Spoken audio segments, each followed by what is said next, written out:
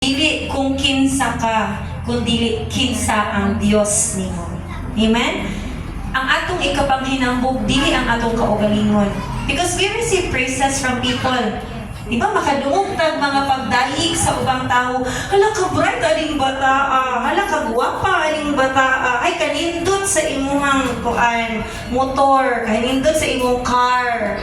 Kanindot sa inyong balay. Dagan kayong mga, lanindot ikang mananina, guwapa, nindot ikang mata, guwapa kayo ka.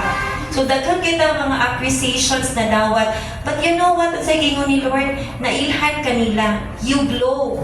Nakitaan kanila not because of who you are, but because who I am in you.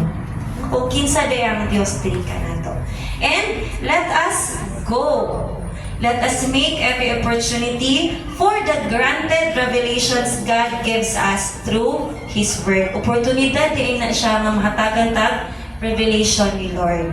Let us go and preach the Word just as Samuel did. Diba? Nagsangyaw man si Samuel.